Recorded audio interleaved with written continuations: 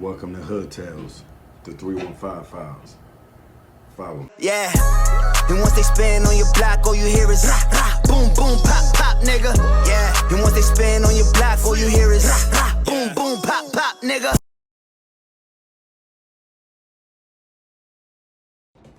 Yo, this segment of HoodTalez right here, I'm gonna take it back to 1995, February 18th.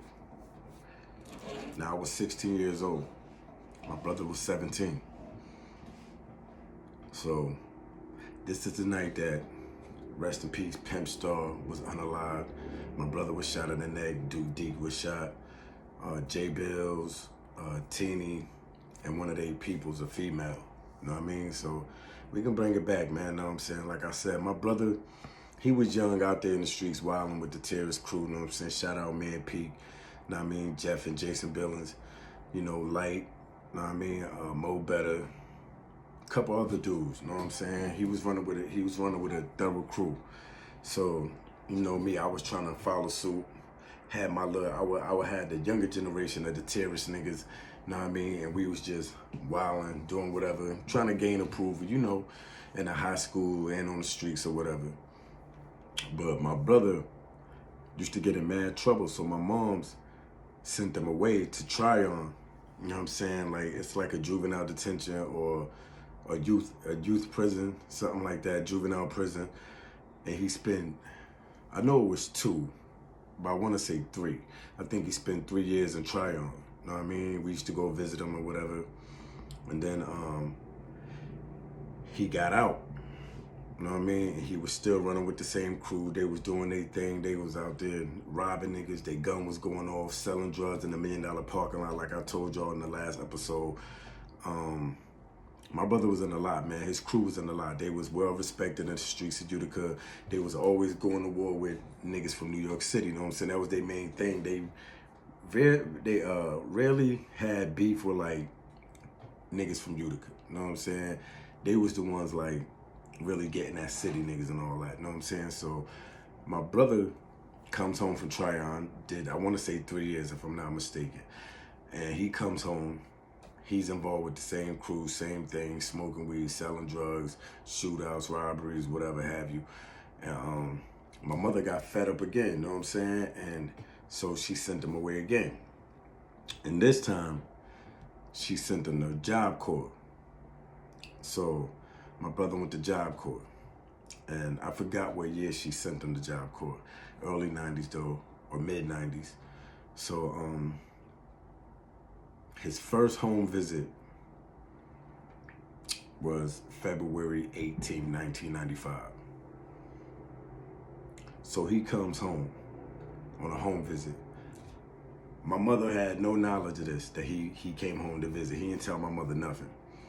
So he get back with the same crew, you know, terrorist niggas and all that, and he's at my grandmother's house. You know, everybody grandmother be the same way, you know what I'm saying? Like grandmoms, like, she won't contact your mother, you know what I'm saying? Everybody hung at grandma's house, you know what I'm saying? You know, the grandmother in the hood was everybody's grandmother, you know what I'm saying? She let you stay the night, get too drunk, you stay the night, you hungry, she feeds you. So you know how the story goes, the list goes on, you know. So he comes home on his first visit from Job Corps. And he starts hanging with, he's still with the same crew, you know what I'm saying? You know, you young, you miss your niggas and all that, you know what I'm saying? So he get right up with them over my grandmother's house. They drinking, smoking, whatever, and they motivate. You know what I mean? After a couple hours of chilling at my grandmother's house, they bounce to Western Arthur, to Duke D people's crib, you know what I'm saying? Now, mind you, when my brother was locked up, his crew was still doing the same thing, you know what I mean? It was a lot of drama in the streets, you know what I'm saying? It was a lot of gun busting, gun smoke was in the air, you know what I'm saying? So my brother had no knowledge of what was going on in the street regarding his crew.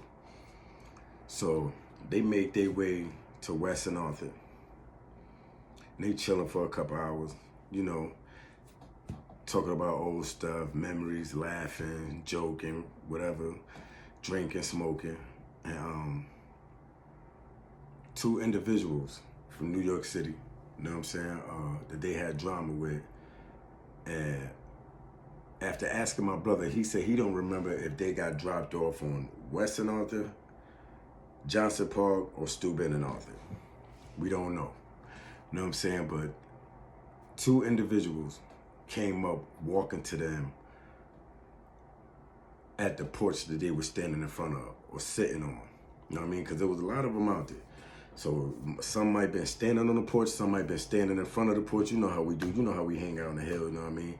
And anyways, 2 individuals roll up. Wasn't no words.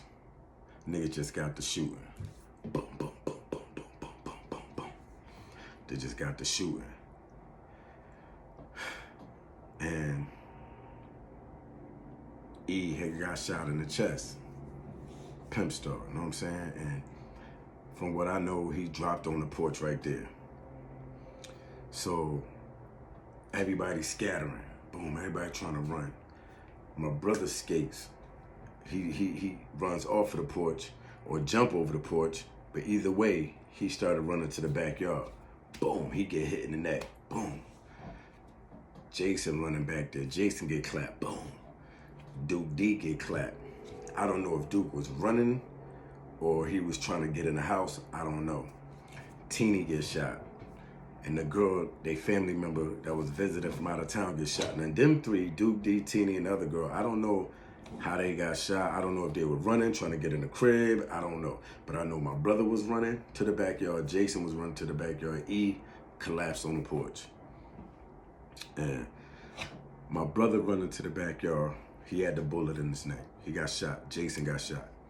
So when my brother get to the backyard, he collapses. You know what I'm saying? I guess his life was leaving his body or whatever. And Jason, I mean, shout out to J Bills being a true friend. My brother, I guess my brother wanted to give up and lay there or whatever. But Jason picked my brother up. It was a fence back there. He lifted my brother over the fence, threw him over the fence, or helped him get over the fence rather. And they made their way to safety. So later that night, me and my little brother, Still Frame, AKA Mark Quavers, we're home when all this is going on. And I just hear somebody banging on the door. Boom, boom, boom, boom, boom, boom, boom, boom, boom. It's like 3 in the morning. Boom, boom, boom, boom, boom. Banging on the door. So I'm scared, you know what I'm saying? Because this sounds like cops. You know, I'm young, I'm 16. I don't know what's going on. Late night. So my mother get up. Who is it? My mother always yelling. Who is it? Who is it? I don't hear nothing. I just know my mother go downstairs and open the door. She opened the door. She talking. I could hear her mumbling or whatever, whispering. And then I just hear her start screaming, oh Lord, oh Lord, oh Lord. Ah, she get to screaming. It was my Uncle June at the door. Rest in peace. And he came over there to relay the message that my brother Fatigue, Tone, Tino, whatever you want to call him, has got shot on Western Arthur. Now my mother's screaming, hysterical, because she didn't know my brother was in town. He ain't let her know nothing. You feel what I'm saying? So she run back upstairs, tell me and Quay, her Still Frame, to throw our clothes on. We going to the hospital. So, you know, we put our stuff on. You know, me and my little brother talking, oh man, Tone got shot. We get to the hospital. It's a lot of stuff going through my mind. I don't know what to think. I'm 16, you know what I'm saying? But I know what my brother was involved in. And we get to the hospital, and you know, the employees, the nurses or whatever, tell us where my brother's room is. We get to my brother's room. This is the first time I ever seen somebody head this big.